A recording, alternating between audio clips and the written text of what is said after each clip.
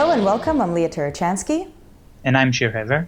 And we're here today in conversation about Israeli politics. And this particular one is going to focus on the Israeli foreign minister, Avidgor Lieberman. Avidgor Liberman is a very interesting Israeli politician and one of the more extreme right-wing signifiers in Israeli politics. He's recently changed his tone somewhat and claims that he has chosen a more moderate position. And that comes at a very interesting time when Israel is under a lot of international pressure regarding the peace process and the growing boycott movement. So I think it might be worthwhile to look a little bit deeper into who Avidgor Lieberman is, what he represents in Israeli politics, and what kind of ideas he has for the future of Israel politics as well. The guiding principle for final status agreement must not be land for peace, but rather exchange of populated territory. Let me be very clear. I'm not speaking about moving populations, but rather about moving borders to better reflect demographic realities. Postpone the political solution for at least for a decade. Less international involvement and overdoing and overspeaking on the highest level, because it's create a lot of expectations, and after the expectations you have frustration, and it will lead to the violence and clashes. In contrast, this is a speech he delivered recently, followed by a Channel 2 interview. ג'ון קרי הוא ידיד ישראל, ידיד אמת. ואין לנו שום, אני לא מבין שום חכמה לקחת ידידים ולהפוך אותם לאויבים. זה שאנחנו לא מסכימים על כל דבר עם קרי זה לא סוד. שנכריז על מהפך? תלוי איזה מהפך. לנגד עינינו נולד לו אביגדור ליברמן חדש. אני חושב שהמהפך הוא בתקשורת, הוא לא אצל אביגדור ליברמן. זה לא רק במה שאתה אומר, זה באיך שאתה אומר את זה. ואתה מנומס, אתה מושיט יד לאמריקאים, אתה המבוגר האחראי, כבר לא שורף קשרים ולא מדליק כאן מדורות במזרח התיכון. קודם כל אני מודה ומתוודה, אם בגילי המופלג יכול להיות שהטון קצת השתנה, אין אותם אולי אנרגיות מה שהיה כשהייתי צעיר והרבה יותר נמרץ. The seeming change in Lieberman's tone signifies that there's a sort of strategy change here in the way that he's approaching the public. What I think is interesting when we talk about Lieberman is how such a man who does not come from the normal Israeli political elites, he is not from a very wealthy family or not very well connected prior to his entry into politics, rose to such a very high rank and such a very important role. I think that has a lot to do with the fact that he has a lot of public support. In his political party, there are a lot of people who are willing to volunteer and to work very hard to get him elected and to get information about him across to the general public. And as a result, he was able to form one of the larger parties in Israel and an influential party as well. And I think as soon as he was elected, he came out shooting very quickly against the prime minister, establishing himself as an actual political rival. So much so that in the last elections, earlier in 2013, Netanyahu basically had to extend to him a political union, knowing that if they don't, they might actually split a lot of the votes and lose power. Yeah, and this is something that the Likud party, Netanyahu's party, didn't like at all. Because what Netanyahu did was actually make sure that Israel Beitenu, the party of Lieberman, will receive a predetermined size of the seats, or a predetermined number of seats in parliament, even if the proportion of people who support that party and Likud cannot really be known, because they will vote with people will vote with just one note for the two parties together. And then after the elections, the parties can split again. Now, this really shows the kind of weakness that Netanyahu has, because his party is somewhat semi-democratic. while Lieberman established a purely non-democratic party. Israel Beitenu is a party in which Lieberman himself has the authority to decide who gets in and who gets out.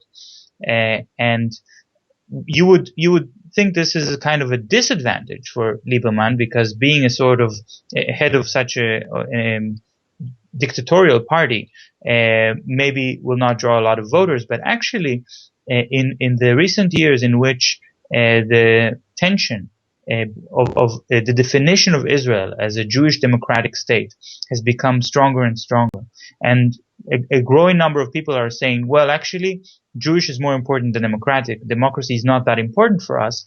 Then Lieberman's strongman attitude is actually gathering more support for him. The first time he was elected, I think that he came out very strongly. His party passed a whole onslaught of laws that by many definitions are anti-democratic, and many of the members of his parliament who were of his party who were in parliament have become very famous for very racist and very anti-democratic statements. Now, in the elections in 2013, he selectively, sort of with almost with a pincetta, removed these people out of his party, portraying that he is now intending to form a much more moderate voice. But many of these laws, even those among those who have passed, are not being enforced, and many of these laws have not passed, partially also because of international pressure. And that kind of posturing appeals to a large part of the Israeli public, who are saying, well, these politicians are really not afraid. They don't care about international opinion, and they're willing to say what we are thinking. Now, some say that Lieberman is positioning himself now for the next elections. Last week, we sat with Michel Warshawski in Jerusalem, who's a frequent commentator on the Real News Network. He's an author and a journalist as well. And he was advancing the point that Lieberman is now looking at a political landscape that is post-Netanyahu. Let's take a look at that clip. הוא מכיר את החולשה של נתניהו בתוך הליכוד. הוא לא מפוחד על ידי נתניהו, בניגוד לאחרים. והוא פוסט נתניהו, והוא מכין את זה, בשביל זה הוא צריך לשנות את הדימוי הבינלאומי. כפוליטיקאי שקול, כפוליטיקאי שמקשיב לארצות הברית, שהוא לא מה שהוא היה כשהוא היה קטן, מה שלא אומר אם הוא כן או איננו, אבל זה הדימוי שהוא מנסה עכשיו למכור, והוא יצליח בדימוי הזה.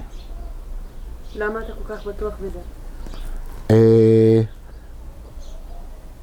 כי הוא לא תלוי במאבקי כוח. הוא דיקטטור, הוא באמת דיקטטור. הוא מנהל את הפוליטיקה שלו לבד. הוא לא תלוי בדמוקרטיה מפלגתית, הוא לא תלוי באהדה של זרם זה או זרם אחר, כמו נתניהו, כמו מה שהיה פעם קדימה, או כמו שהיה מפלגת העבודה. זה לא השיטה שלו. הוא בונה אישיות, הוא בונה מעל למשחק הפוליטי. Now, a lot of this raises questions about whether Lieberman, as Warshawski says, is actually the real pragmatist, considering that he doesn't have any political ideology or party that he's accountable to. He can basically just bulldozer forward with that ideology. Lieberman has reshuffled the political sphere in Israel, because there was a sort of a traditional debate between left and right in Zionist left and Zionist right in Israel, where they were saying the Zionist right, we should get as much territory as possible. The Zionist left saying it's more important to keep the Jewish majority, and that means compromising on territory. And Lieberman took this position of the Zionist left. He does call for territorial compromise, but framed it in the very extreme right way, and actually exposed that there is really no ideological difference between the Zionist right and the Zionist left. It's really a question about strategy and pragmatism. I think while he stirred up a lot of scandal in Western nations, he also sees the region in a very sober way, at least as far as Israel's geopolitical struggle with Iran goes. And during his first 4 years as the foreign minister, he has tightened Israeli relations with the Caucasus and with Russia, understanding that these are the areas where Iran could potentially have the most political and economic foothold, much more than Israel does. Yeah, and Lieberman has also tried to, as foreign minister, to change the focus of Israel's foreign relations from Israel's traditional closest allies, which is North America and Europe, Central and Western Europe, and to shift the focus into Eastern Europe and Russia, but also Latin America and Africa. So I guess the real question that arises now is if Lieberman, who has been maneuvering the Israeli political landscape so well all these years, if he's indeed positioning himself to be the next prime minister, what would Israel look like under his leadership? Even though it is feasible that Lieberman will gain political power in Israel and will gain political leadership, it doesn't necessarily mean that he will have the power to implement all of these ideas, because we have to remember Israel is a state of minorities. There is not one single group in Israel which has the majority. And even questions about what does it mean to be Jewish are questions that are not in consensus. So that means. But the only group